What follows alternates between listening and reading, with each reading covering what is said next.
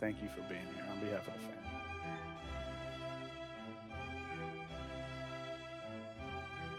Oh, thank you very much. First off, I wanted to say thank you to this beautiful song that I was really familiar because I'm not going to lie to you, I went to school in Germany. So das war eine gute Song. Das 1882, 1828 was the song. Almost 200 years old, and we're still having a beautiful time. Ich bedanke mich. Das war ganz gut.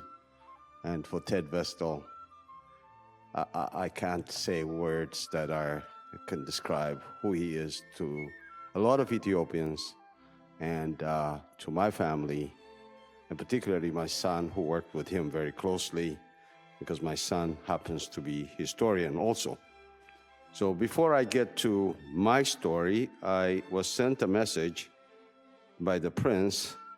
So since I'm an ordinary guy and the prince is a prince, I'm going to read his message first. He put it on his website. It's called crowncouncilofethiopia.org. If you guys are interested, you can go look it up. Crown Council of Ethiopia. Theodore Vestal, 1933-2023.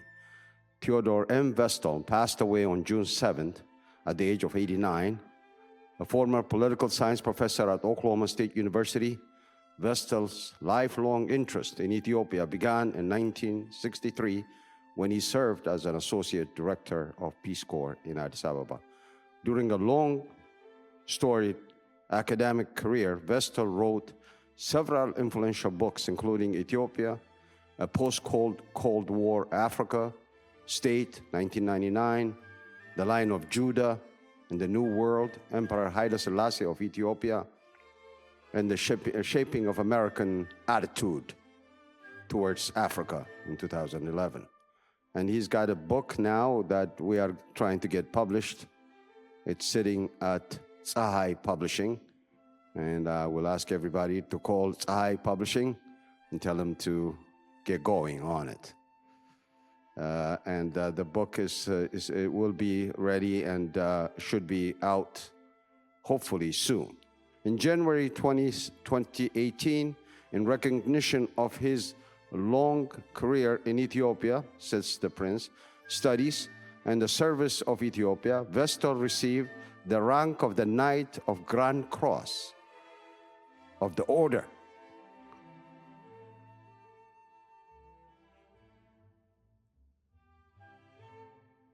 of Ethiopia.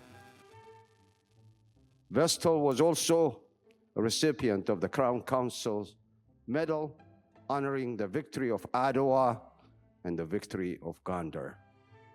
Upon hearing Vestal's death, Prince Ermias called Vestal a good man, a loyal and staunch friend of Ethiopia.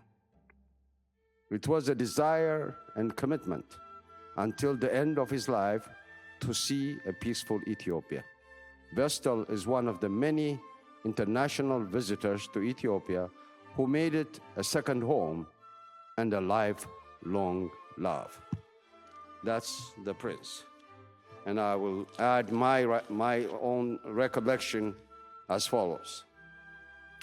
I met Ted Vestal in person in 2010. My son Adam Tawahade, who is also a historian, became a close friend to Ted. Adam and I embarked on a project to document Point 4. Later, the name was changed to USAID, used to be called Point 4, contribution to Ethiopian educational system. We also went to record the contribution of Peace Corps to Ethiopians' youth education. Dr. Clyde Kindle, a former president of the Ethiopian Agricultural College, and Dr. Ted Vestal, former deputy director of Peace Corps in Ethiopia and Africa, were the two most important historical American figures who made the lion's share of the contribution to the Ethiopian people. I also want to take this opportunity to thank all that participated in the Point 4, Peace Corps, and OSU. Ethiopia is now a better place.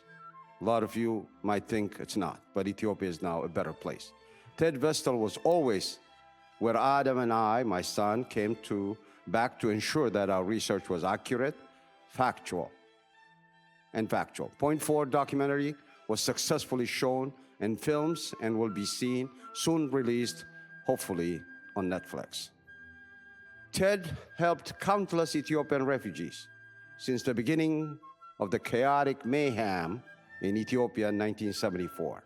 In 2024, we're going to remember 50 years of chaos in Ethiopia. I will never despair because Ted told me a great nation like Ethiopia will be tested and tested well. But us, ultimately, it will pass all the hardships. I have no choice but to believe Ted Vestal. I only listen to my own Father in heaven or Ted Vestal. I have no reason to believe that Ethiopia will fail. I also pray for this beautiful land that we call USA that gave 2 million Ethiopians a new home and hope. I pray that God keeps chaos and hatred far away from the USA and keeps it safe for our children and future generations of refugees. I'm sad about losing my mentor, and Pat, his wife, lovely artist, a good friend, who always worked as his telephone operator. Pat, you're beautiful inside out, and I have a message for you from Ted. You need to keep on painting till we meet again in heaven. I thank God, the God of the heavens, who takes one and gives 3 instead. Nice to meet Suzanne, Charles, and Edward for the first time, and their families. God bless Ted Vestal, God bless Ethiopia, and God bless USA.